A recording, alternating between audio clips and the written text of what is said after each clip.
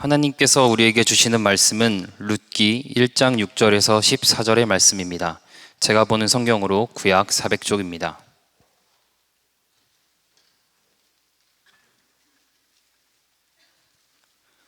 이제 룻기 1장 6절에서 14절의 말씀을 봉독하겠습니다. 다 함께 일어나셔서 하나님의 말씀을 경청하시기 바랍니다. 그 여인이 모압 지방에서 여호와께서 자기 백성을 돌보시사 그들에게 양식을 주셨다함을 듣고 이에 두 며느리와 함께 일어나 모압 지방에서 돌아오려 하여 있던 곳에서 나오고 두 며느리도 그와 함께하여 유다 땅으로 돌아오려고 길을 가다가 나오미가 두 며느리에게 이르되 너희는 각기 너희 어머니의 집으로 돌아가라. 너희가 죽은 자들과 나를 선대한 것 같이 여호와께서 너희를 선대하시기를 원하며 여호와께서 너희에게 허락하사 각기 남편의 집에서 위로를 하시기를 원하노라 하고 그들에게 입맞춤에 그들이 소리를 높여 울며 나오미에게 이르되 아니니이다. 우리는 어머니와 함께 어머니의 백성에게로 돌아가겠나이다 하는지라. 나오미가 이르되 내 딸들아 돌아가라. 너희가 어찌 나와 함께 가려느냐. 내 태중에 너희의 남편 될 아들들이 아직 있느냐. 내 딸들아 되돌아가라. 나는 늙었으니 남편을 두지 못할지라. 가령 내가 소망이 있다고 말한다든지 오늘 밤에 남편을 두어 아들들을 낳는다 하더라도 너희가 어찌 그들이 자라기를 기다리겠으며 어찌 남편 없이 지내겠다고 결심하겠느냐. 내 딸들아 그렇지 아니하니라. 여호와의 손이 나를 치셨으므로 나는 너희로 말미암아 더욱 마음이 아프도다 하매 그들이 소리를 높여 다시 울더니 오르바는 그의 시어머니에게 입맞추되 룻은 그를 붙쫓았더라. 아멘. 오늘 설교를 준비하면서 리더들이 특히 왜 갑자기 룻기냐, 왜 룻기 설교를 하느냐 이런 문의가 있다고 제가 들었습니다. 그래서 잠시 설명드리고 설교를 시작하려고 합니다. 이유는 사실 단순합니다. 올해 우리가 사도행전을 가지고 계속 설교하는 이유는 올해 로잔 대회를 준비하면서 한국 땅 안에 다시 한번 사도행전의 역사가 이 땅 안에 교회 안에 일어나길 소망하는 마음으로 한국교회가 연합해서 이 일을 함께 하자라고 한 연합한 교회들이 같은 본문으로 사도행전을 1년 동안 같이 설교하자라고 했습니다. 그래서 우리 교회도 동참하였고 담임 목사님도 그렇게 설교하고 계십니다. 그런데 7월부터는 우리 중앙 역할을 하는 본부 역할을 하는 곳에서 7월, 8월은 본문을 배치하지 않았습니다. 7월, 8월은 여름 행사가 많기 때문에 다들 교회마다 사정이 있어서 그러면 7월, 8월은 사도행전으로 설교하지 말자라고 해서 그래서 설교하지 않는 겁니다. 이유는 단순하죠. 여러분들이 이렇게 사도행전 설교에 대해서 관심이 많은 줄 몰랐는데 8월은 빨리 돌아올까 지금 본부와 상관없이 빨리 돌아올까 생각도 하고 있습니다. 네, 저와 아내가 만약 영화 보러 가자라고 정했다면 아내는 보통은 로맨스와 드라마 같은 장르를 좋아하고 그리고 저는 액션이나 우주가 나오는 그런 영화를 좋아합니다. 저는 영화나 드라마를 볼 때 대부분의 형제들이 그렇듯이 액션, 그리고 범죄, 스릴러, 때려 붓고 치고받고 싸우고 이런 거 좋아합니다. 가끔 공포물도 보긴 하는데 공포물은 유명한 것만 제가 찾아서 그냥 봅니다. 어떤 내용인가 싶어서 보는 거죠. 그냥 이거는 제가 사역자이기 때문에 세상 사람들은 영적인 세계를 어떻게 이해하고 있는가, 이 사람들은 어떻게 생각하는 거지 하면서 좀 보기도 합니다. 교육자 중에 공포물에 대해서 이렇게 좋아하시는 분이 있긴 한데 찬양 인도를 하시는 분인데 누구인지 얘기는 하진 않겠어요. 네, 공포물을 좋아하시면 그분과 조금 더 이야기를 해보시면 좋겠다 생각되어집니다. 그리고 저는 영화를 더 드라마보다 선호합니다. 왜냐하면 드라마는 보기 시작하면 길잖아요. 계속 봐야 되잖아요. 끊을 수 없는 유혹에 빠져서 너무 시간을 많이 할애하니까 영화는 곧 딱 한 2시간이나 길어봤자 3시간 집중해서 보면 그 스토리가 끝나니까 드라마보다는 영화를 더 선호합니다. 그래서 아직도 못 본 드라마가 많습니다. 미스터 선샤인 이런 거, 나의 아저씨, 시그널 꼽아보니까 많더라고요. 이런 거 제가 못 봤어요. 아직도 못 보고 있어요. 이렇게 액션이나 과격한 영상을 좋아하는 제가, 그리고 드라마보다 영화를 선호하는 제가 다 본 드라마가 있습니다. 그리고 인상 깊게 봤고 또 보고 싶다라는 드라마가 있습니다. 그 드라마의 제목은 슬기로운 의사생활 시즌 1입니다. 슬기로운 의사생활 시즌 2는 아직도 못 봤어요. 그것도 시간이 너무 되니까 보지 못했습니다. 그리고 응답하다 시리즈입니다. 이런 드라마의 특징이 있습니다. 이런 드라마의 특징은 나쁜 사람이 안 나온다는 겁니다. 여기서 나쁜 사람이라는 제 표현은 연쇄살인마 뭐 이런 사람이 안 나온다라는 거죠. 특별한 의욕이나 긴장감도 그렇게 없습니다. 이런 드라마에서는. 그리고 뭔가 드라마가 역할이나 극적인 요소도 들어있지 않는 드라마이죠. 그냥 잔잔히 흘러가는 일상이 나오는 드라마가 이런 드라마입니다. 여러분, 성경의 이야기도 꽤 과격한 이야기가 많습니다. 특히 구약은 어떤 면에서 꽤 무섭기도 합니다. 엄청 무서운 이야기도 많이 나오죠. 모세의 이야기, 막 자연재해죠. 홍해가 갈라졌다가 사람들 막 수십 명, 만 명이 들어갔다가 거기서 이제 물에 빠져 다 죽는, 안 무서워요? 욥의 이야기, 난 하루아침에 갑자기 강풍이 불어와서 내 자녀들이 살고 있는 집이 통째로 다 토네이도가 와가지고 날아가서 죽고 나의 전 재산이 다 없어지는 막 그런 자연재해 같은 이야기. 요나의 이야기도 자연재해 같은 이야기죠. 물에 빠져가지고 물고기 뱃속에 들어가고.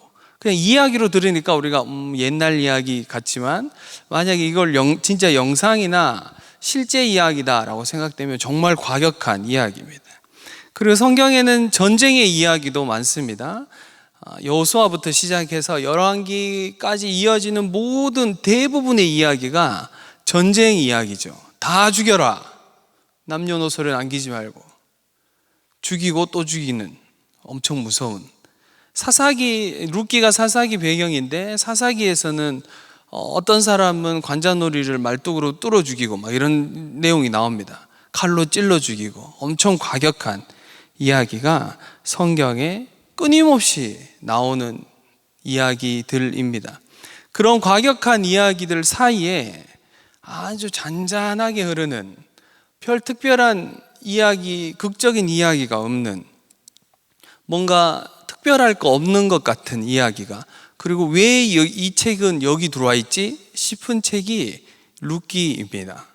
룻기는 4장으로밖에 되어 있지 않고 특별한 인물이나 누군가를 죽이거나 극적으로 하나님이 구원하시거나 하나님이 나타나셔서 말씀하시거나 이런 일이 일어나지 않습니다. 룻기는 그냥 일상을 살아가는 사람들의 이야기가 흘러가는 한 권의 책으로 되어 있는, 성경에서 한 권으로 되어 있는 책의 이야기가 룻기입니다. 오늘은 룻기 1장을 중심으로 좀 말씀을 살펴보려고 합니다. 2장은 살짝만 살피고 그렇게 보려고 합니다.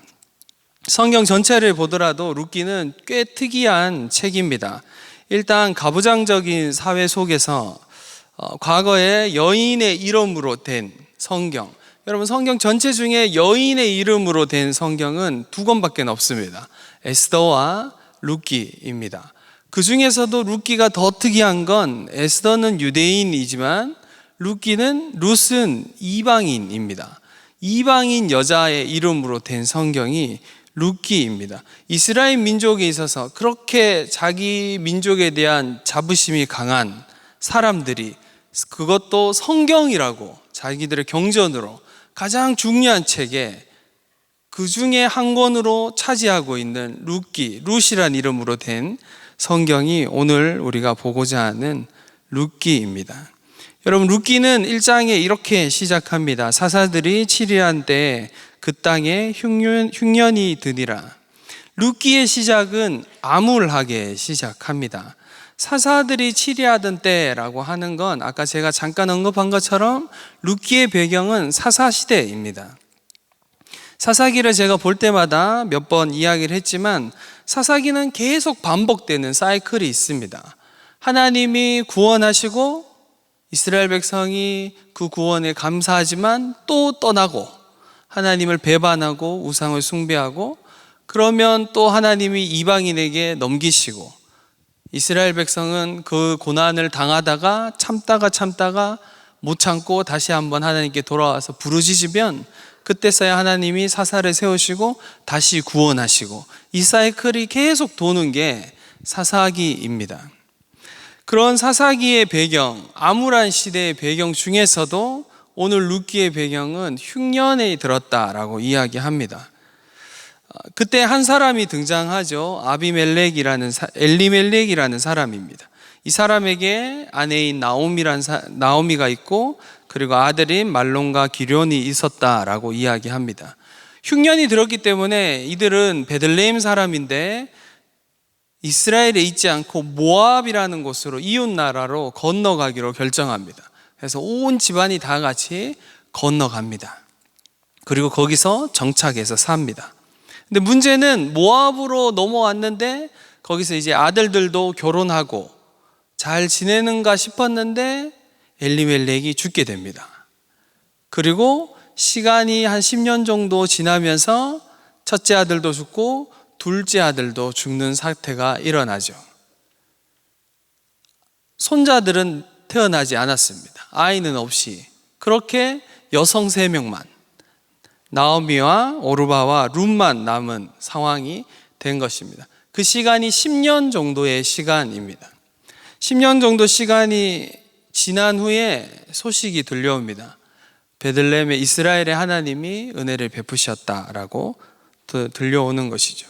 여러분, 지금도 그렇지만 현대 사회는 그래도 조금 괜찮지만 능력 있는 자매님들,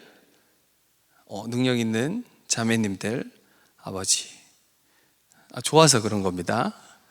능력 있는 자매님들과 함께 사시는 우리 형제님들, 능력 있는 자매님들이 많아요. 탁월한 자매님들이 너무 많죠. 근데 이 시대 때는, 룻의 시대 때는 아무리 자매가 탁월해도 뭔가 자기의 역량을 펼칠 수가 없는 겁니다. 사회생활을 하기가 대단히 제한적이고, 대단히 제한적인 걸 넘어서 사실은 인구의 수를 셀 때도 여성은 들어가지 않습니다. 성인 남자만 인구수에 들어갈 정도로 여성은 뭔가를 자기가 할 수 있는 시대가 아니죠. 그런 시대에 과부 3명, 나이 든 과부와 젊은 과부 2명이 남았다라고 오늘 이야기가 시작하는 겁니다. 그때 나오미가 하나님이 이스라엘을 돌보셨다라는 소식을 듣고 돌아가기로 결정합니다. 처음에는 나오미는 별 생각이 없었던 것 같아요. 그래서 이렇게 얘기하죠. 7절에 있던 곳에서 나오고 두 며느리도 그와 함께하여 유다 땅으로 돌아오려고 길을 가다가 라고 이야기합니다. 처음에 나오미는 별 특별한 생각이 없었어요. 당연히 며느리랑 같이 간다 생각한 거죠. 그런데 길을 가다가 생각이 좀 바뀌었습니다. 8절이죠. 나오미가 두 며느리에게 이르되 너희는 각기 너희 어머니의 집으로 돌아가라. 너희가 죽은 자들과 나를 선대한 것 같이 여호와께서 너를 선대하시기를 원하며 라고 이야기합니다. 나오미는 처음에는 당연히 오르바와 룻과 그냥 산다라고 생각했는데 가만히 생각해 보니까, 그리고 이스라엘을 10년 좀 지났으니까 가물가물하지만 원래 이스라엘이 어떤 동네인지 너무 잘 아니까 이방인, 그것도 여자가 남자들 없이 그곳에서 생활한다라고 가정했을 때, 나오미가 생각했을 때 오르바와 룻이 겪어야 되는 게 눈에 선한 거죠. 그래서 나오미가 마음을 고쳐먹고 오르바와 룻에게 너의 고향으로 돌아가서 쉽게 얘기해서 재혼해라 이런 겁니다. 여러분, 이 시대 때는 일부 다처제의 시대입니다. 그래서 충분히 재혼할 수 있습니다. 거기다 사별한 상황이기 때문에 사별한 상황을 감안하면 충분히 나이가 어리고 젊은 여성이면 재혼할 수 있는 상황이죠. 나오미가 두 여성을 가라라고 보내줍니다. 측은히 여겼던 것 같습니다. 그리고 두 며느리의 상황을 이해한 것 같습니다. 여러분, 이건 꽤 쉽지 않은 일입니다. 그러면서 나오미가 이렇게 얘기하죠. 너희가 죽은 자들과 나를 선대한 것 같이 여호와께서 너희를 선대하시기를 원하며 라고 이야기합니다. 나오미의 이야기에서 여기에서 선대라는 단어는 히브리어로 헤세드라는 단어입니다. 헤세드라는 단어를 우리 너무 많이 들어봤죠. 우리 교회는 없지만 교회들마다 있는 헤세드 찬양팀 뭐 이런 거 안 들어본 거예요? 이런 찬양팀 많습니다. 아니면 뭐 헤세드 봉사단 뭐 이런 거. 요즘 시대가 너무 맞지 않는 거지. 그치? 근데 저 요즘 약간 느끼고 있어요. 우리 20대 초반들이랑 대화를 하면서 어렵다 이런 생각을 요즘 약간 그런 생각을 하고 있습니다. 신방을 진행하면서 20대들을 신방하면서 이해하기가 쉽지 않은데 따라가려면 공부가 더 필요하겠어 이런 생각을 지금 좀 하고 있습니다. 헤세드라는 단어는 구약에서만 246번 나옵니다. 그만큼 많이 쓰이는 단어입니다. 하나님이 사람에게 또는 사람이 사람에게도 쓸 수 있는 단어입니다. 다른 번역으로는 이렇게 번역도 됩니다. 인자, 은혜, 은총, 인애, 선대, 후대, 자비, 긍휼 이렇게 아주 많은 번역으로도 번역할 수 있는 꽤 포괄적인 단어입니다. 그런데 좀 더 쉽게 여러분 헤세드를 정의하면 이렇습니다. 약한 자가 공공한 상황에 처했을 때, 어려운 상황에 처했을 때 강한 자가 그럴 의무가 없음에도 불구하고 자발적으로 보이는 충성을 헤세드라고 합니다. 긴가요? 약한 자가 어려움에 처했을 때 강한 자가 그럴 의무도 없는데 굳이 자발적으로 그 사람에게 보이는 충성을 헤세드라고 합니다. 여러분, 지금 나오미는 며느리들에게 헤세드하고 있습니다. 사실 나오미의 말로 추정해 봤을 때는 며느리들이 먼저 시어머니에게 헤세드한 것이죠. 그렇죠. 도망가지 않고 어머니를 모시고 계속 시간을 보내면서 살았다라는 거 우리가 알 수 있습니다. 근데 가만히 생각해 보니까 나오미가 이 젊은 여자 두 명이 같이 이스라엘에 가면 미래가 뻔하기 때문에 그러면 너희들은 돌아가라 라고 이야기합니다.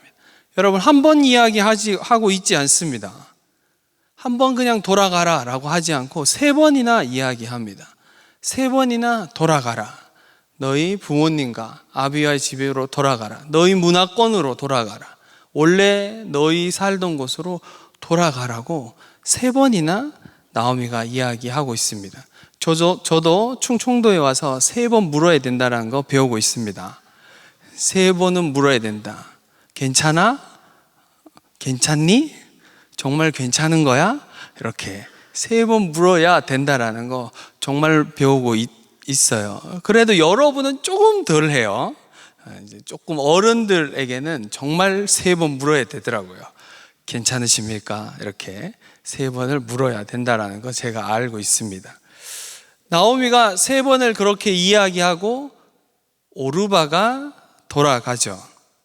여러분, 오르바가 돌아간 걸 보면서 어떤 사람들이 이렇게 생각합니다. 그럴 줄 알았다. 아유, 오르바는 복을 다 찬 거지.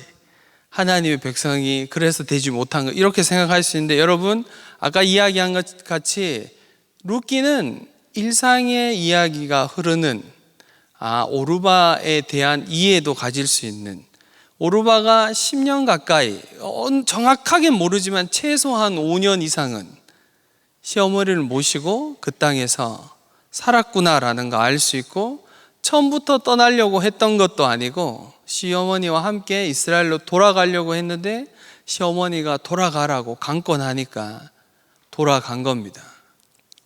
쉽지 않은 결정이라는 거 우리가 14절을 읽으면서도 알고 있습니다. 이 세 사람이 함께 울면서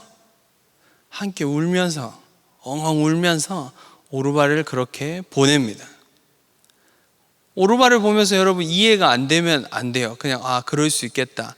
나도 그럴 수 있겠다. 이렇게 생각할 수 있어야 됩니다.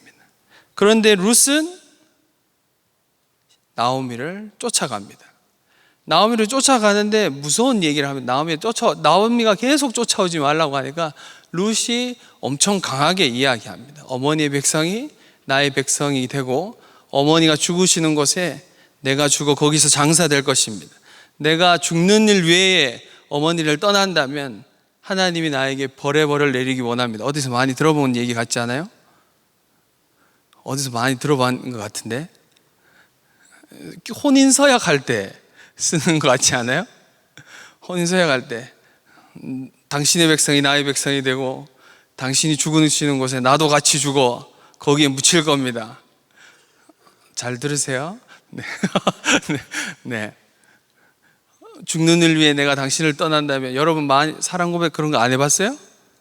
좀 하세요. 하긴 축복해. 제발 좀 하면 좋겠. 아버지. 네.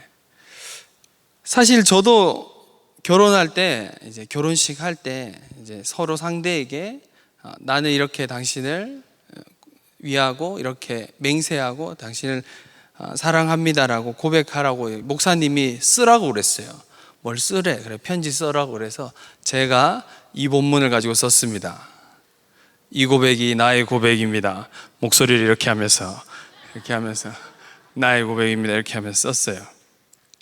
여러분 20대에 저에게 사랑이 무엇이냐라고 물었다면 물으면 제가 한번 이야기한 것 같은데 저는 이렇게 대답했어요. 엄청 철학적으로 고민하는 척하면서 기다림입니다. 이렇게 딱 표현했어요.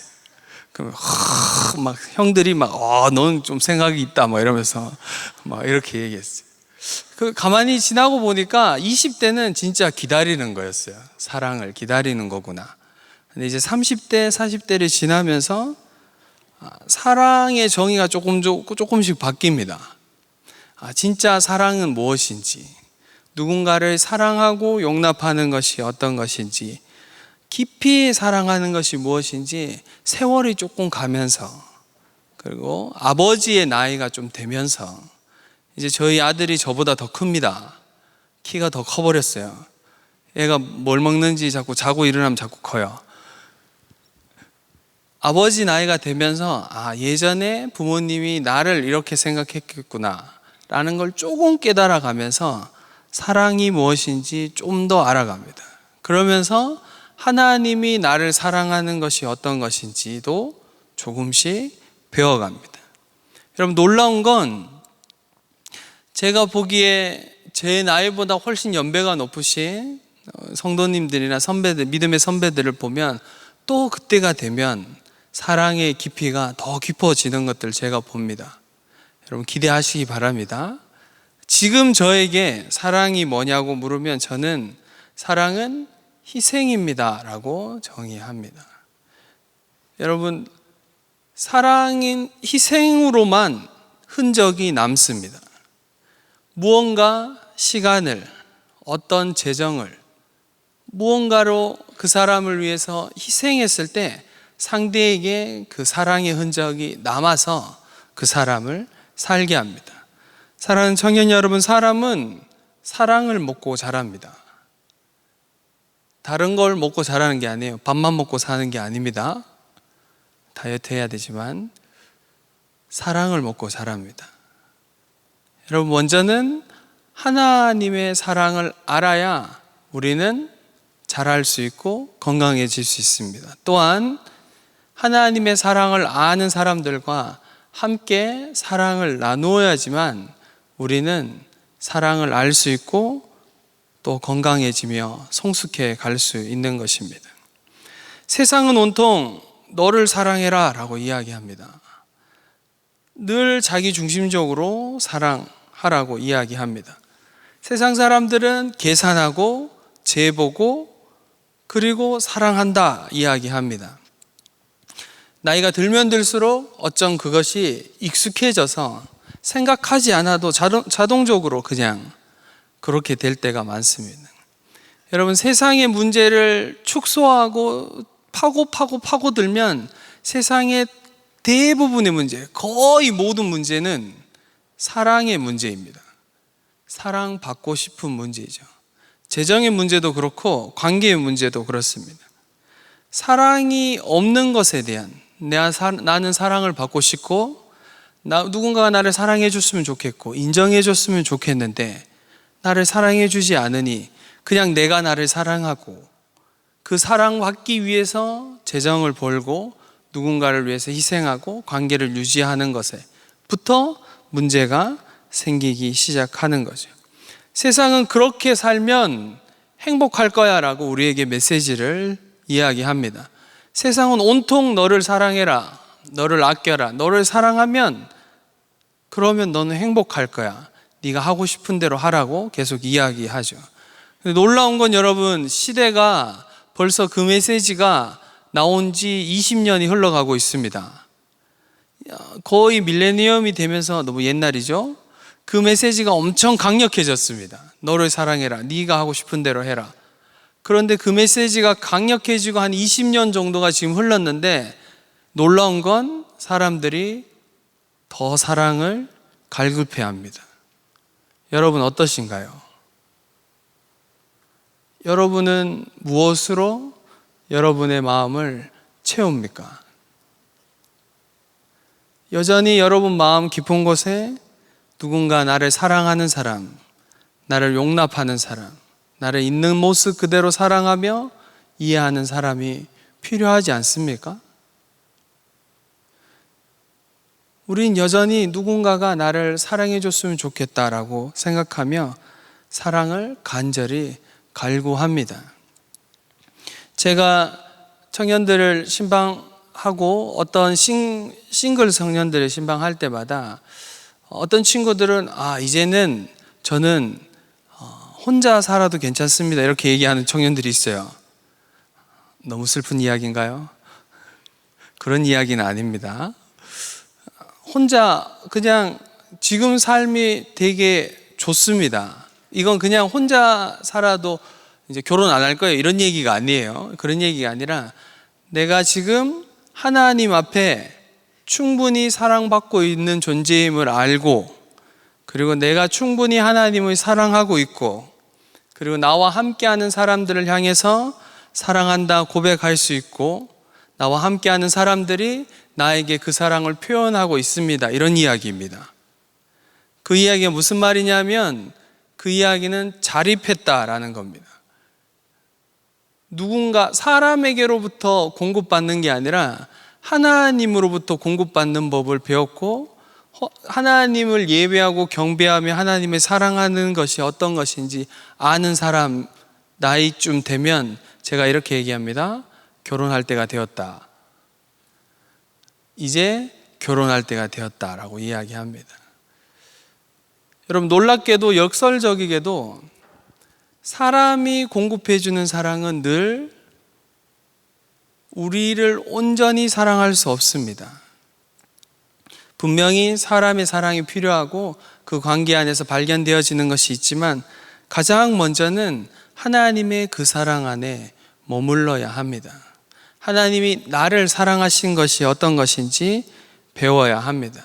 하나님이 먼저 우리를 찾아오셔서 헤세드 하셨습니다. 예수 그리스도께서 굳이 그럴 필요가 없는데 이 땅에 오시고 굳이 그럴 필요까지 없으셨는데 나를 위해 죽으셨습니다. 주님이 먼저 나를 향해서 헤세드 하셨습니다. 여러분, 이 사랑이 무엇인지 아십니까? 여러분은 이 사랑을 어떻게 알고 어떻게 깨달아 가고 있습니까? 하나님의 그 사랑 안에 여러분 삶을 두십시오. 하나님의 사랑이 우리의 인생에 그렇게 깊은 흔적을 남기는 건 하나님은 다 주셨기 때문입니다. 자신의 아들까지 주시면서 나를 사랑하셨기 때문입니다. 그것이 우리의 인생의 가장 큰 흔적으로 사랑의 흔적으로 남아 있습니다. 여러분, 또한 누군가를 사랑할 줄 알아야 됩니다. 온전히 사랑하고 사랑받을 줄 알아야 하는 것입니다. 여러분, 우리는 공동체에 속해 있습니다.